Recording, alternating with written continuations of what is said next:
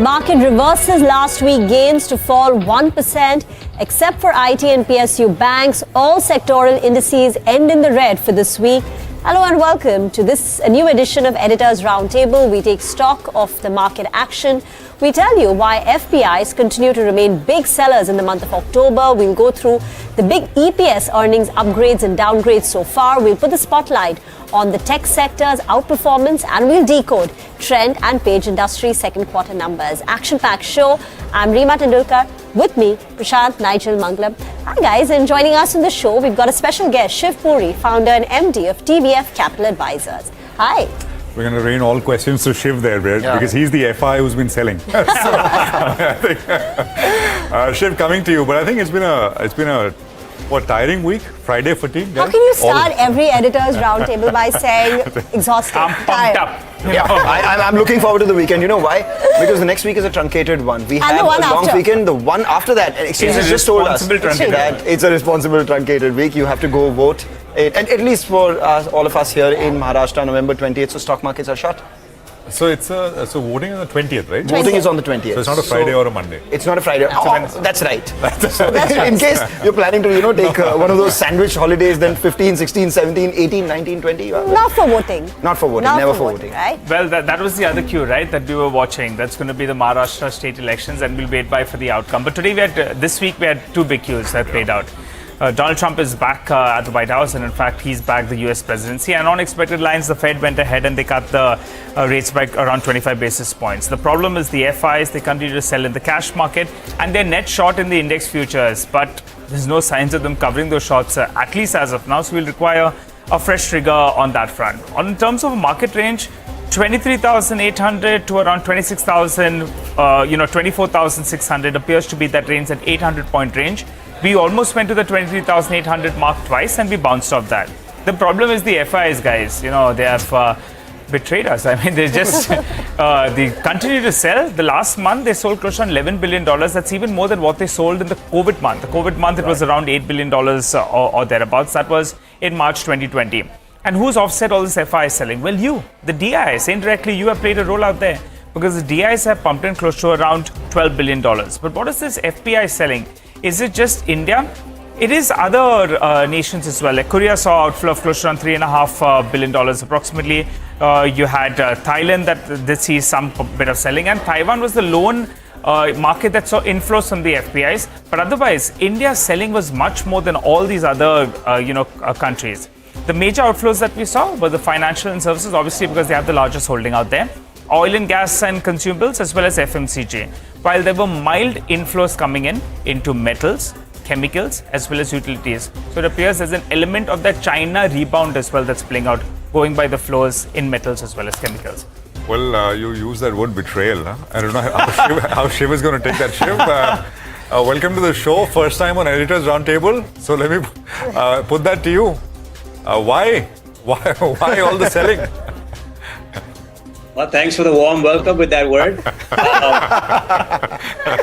But frankly, I think it's quite puzzling even for me, because I think some of it seems backward-looking and some of it seems very short-sighted. Backward-looking because, when I talk to some big FIIs, they will make the argument that, look, the S&P 500 has done really well in dollar terms, why bother? Looking at EM. And I think what they miss there is that India should not actually be EM. Not because it's not emerging, but because the fundamentals of the economy are completely different than most, if not all, other EM markets that it gets grouped into. And frankly, the performance of the index in dollar terms is very comparable to the S&P, and better than the S&P in dollar terms if you exclude the big 7 tech companies. So I find that argument that, why bother to be a little bit backward looking. I think the short-term view, which is why I think you see this big number in October, other than just simply looking at, price to earnings ratio in China being so much lower and therefore saying we're going to reallocate without understanding the structural issues that still exist there, is a real fact that near-term earnings are really slowing down in India. And the last 2 quarters, the slowdown has been quite steep. I'm surprised more people are not focused on it. I think I was on your show right after the budget, and I was a bit surprised that the budget focused so much on the fiscal deficit, but not enough on spending. I think you're seeing some of that in terms of the slowing earnings growth that is really coming across the sector. So there are 2 points to what you're saying. One, you said that you are confused, so we're wondering whether you are selling or buying. And the second part, you said that when you speak to the big FII, so again, we're wondering whether you're not the big FII itself. But on both those points, we'll come back to you. But the third point that you made on earnings itself, that being disappointing. Well, Prashant's done some data crunching. Prashant, it's a season to forget. It's a season to forget, right? And I hope we can forget it. And starting the next earnings season, we get better tidings. But let me go across to the wall and explain essentially what has happened, right? And this is the second quarter earnings season that we're looking at. And to the Chiv's point that some of this is backward-looking data, so be sure this is backward-looking. This is not third quarter, October to December. This is not forward-looking. But this is, it does matter because what we're doing is we're looking at how earnings estimates for NSE 200 companies, the most liquid companies in the market, have moved for FY25 based on Q2 beats and misses. How full year estimates for these 200 companies really worked out. So the group set is this. 143 companies have reported so far. 10 out of these 143 companies have no earnings estimates available. Let's just go back to the first plate, please. 10 have no earnings estimates available. So the data set is 133 companies. Out of 133 companies, 66% of these companies have seen EPS downgrades. I don't remember the last time we had such high percentage of companies seeing downgrades. 27% companies have seen EPS upgrades, and 7% companies have seen no changes to their EPS estimates at all. So let's quickly now work down to individual stocks and which are these companies which have seen the maximum downgrades. And I've sort of kind of largely tried to group these along sector lines. Look at the steel companies, JSW Steel, Tata Steel, JSPL. This is earnings estimates for the full year FY25 and how they've moved since the earnings season started, and the earnings season is 4 weeks old. So this is the set. So steel, look at the next plate, please. IOC, HP, BP, anything between 8 and 25%. Let's move along to power companies, right? Adani Green, JSW Energy, BHEL. Look at the downgrades here, 17 to 20%. Look at cement, 13%, 11%. Ambuja, 7.5%, 8%. You look at some of these new age companies, Zomato, 15% sort of downtick to full year numbers. SBI Cards, IndusInd Bank are some of the others. Indigo has seen a 19% pull down to their full year estimates. SRF, APL Apollo. Then there's an assortment of other companies. Biocon, I was surprised. I'm not sure what happened here, but these are Bloomberg consensus numbers. Tata Communications, PV Fintech, Supreme Industries, DMart has seen a 10% downgrade to full year numbers, and there's Container Corporation as well. So, and of course, on the flip side, this is the set. I mean, it's a short list here, but GMR 9%, Hoodco, PNB, Indus Tower, Dixon, Oberoi Realty, and Bharti Airtel. So that's what we've had. Shiv, you said, that earnings have come off, and this, of course, is a pretty sad picture out there, and maybe things will improve in H2. Government spending will pick up, as many have pointed out. But do you think we're at that point where there has to be some fiscal help or monetary help? It doesn't look like we'll get any rate cuts anytime in the future, but what's your sense? I think, the data that you just shared and what we see out here increasingly shows that this is a slope that's moving downward. And it's not automatically going to just move in the other direction. It's quite clear monetary policy is very tight. And you've seen the Fed cut rates by 75 basis points, 50 last time, 25 yesterday. In India, the rates haven't moved at all to the downside. So monetary policy is tight. Fiscal policy seems tight. And earnings growth is slowing down materially. So I think without some of those levers moving, it's hard to see how this would change in the near future. And just coming back to, the earlier comment on FIIs, I just want to clarify. I think the FIIs that you'd find would be selling would still be those in the category of, looking at sort of trading in and out of markets rather than those that have a multi-decadal view or a multi-year view. Because clearly in markets valued the way they are, where you can see the Nifty trading at low 20s times earnings or mid 20 time earnings, slowing earnings this rapidly, the way you just showed on the screen, will obviously cause people to sell if they're being purely rational. Right, Prashant, you spoke about the entire earnings sector, earnings performance for the market at large. Looking at the consumer space, and there were two that really confounded me because both of them saw decent growth in terms of performance. The stock price moves were very divergent, and this happened in the last couple of days of the week. I'm talking about Trent and Page Industries. So let's talk about that, tale of two cities. So if you look at the post-earnings performance, 2 days post-earnings, Page Industries was up around 9%, whereas Trent was down 8%. Was there any problem in the earnings for this kind of move, or was there any positive surprise? Well, for Trent, the revenues grew 39%, EBITDA grew by 41%, and you had margin expansion. The net profit grew by 47%. For Page Industries as well, 11% revenue growth, 30% EPS growth. So what exactly happened for these stock prices to move in these divergent ways? Well, there are three reasons. One, the stock price moved in ahead of these numbers, expectations of what the street had, and the market moved. Let's talk about the stock price move itself. Preceding 6 months before the earnings, Page Industries was up just 28%, whereas Trent was up double of that, 56%. The last 12 months, Page Industries has actually been an underperformer, up just 17%, whereas Trent is up 183%. So, stock price move was one of the factors. The second, performance versus expectations. So, this is Bloomberg expectations, and this is CNBC TV18 poll. For Page Industries, the result versus expectations was up by about 19% on the revenue, 18% on the net profit. For Trent, it was down 3% on the revenue and down 22% on the net profit as compared to expectations, despite growing 47% on the bottom line itself. And they were below their own 5-quarter average for Trent as well. The last 5 quarters, on an average, the revenue has grown 51%. This time around, due to muted consumer sentiment and perhaps a high base as well, grew just around 39%. For Page Industries, the last 5-quarter average was a decline of 2%. So in that regard, an 11% growth seems like a far outperformance itself. The third most important, market mood. In October, just a month ago, Trent was up 10% between October 7th and October 9th, when the company announced a lab-grown diamond collection itself. Come to 1 month later, an EPS growth of 47% between November 7th and November 9th takes the stock price down by about 8%. Mild miss on elevated expectations. So that's telling you the divergence in the market mood itself. The big question, where are the valuations now? For Page Industries, 67 times 2-year forward earnings, Trent 95 times 2-year forward earnings. Both of them not particularly cheap, but it's important to put the PE along with the growth as well.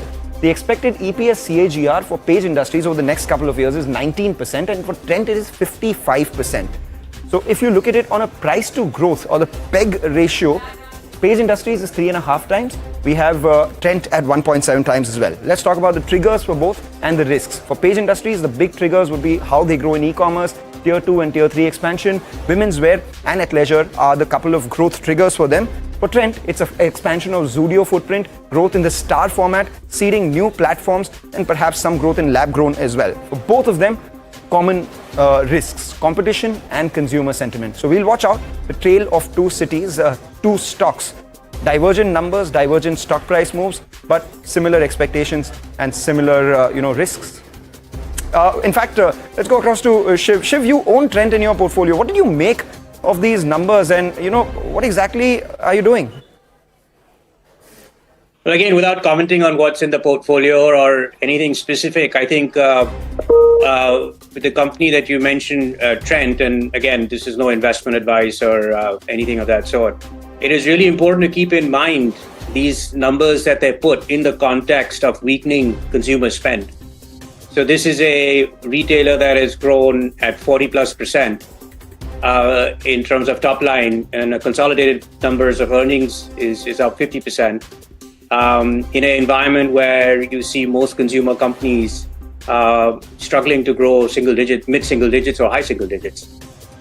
So these are the two, I think that's important to keep that context in terms of how they did when the overall environment was a little bit weak.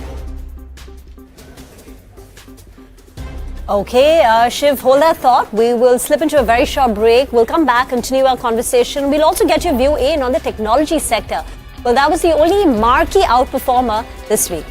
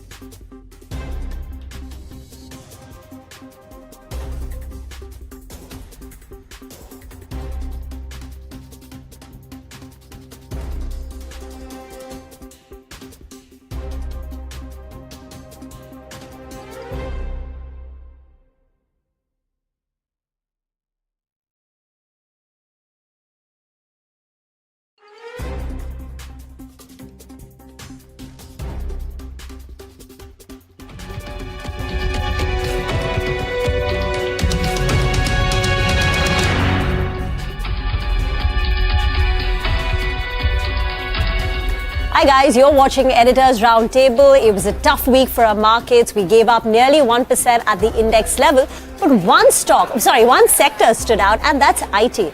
The Nifty IT index soared nearly 4.5% this week. I spoke to a few analysts, and they're saying that IT perhaps is now seen as a US macro play. Because this cut, the potential cut in US corporate taxes, opens up space for budget increases, and maybe discretionary spending also comes back. And if you remember, in Trump 1.0, in his earlier term, IT had underperformed because of restrictive immigration policy. H-1B visa rejection rates went up. But that time, the IT industry was caught unprepared.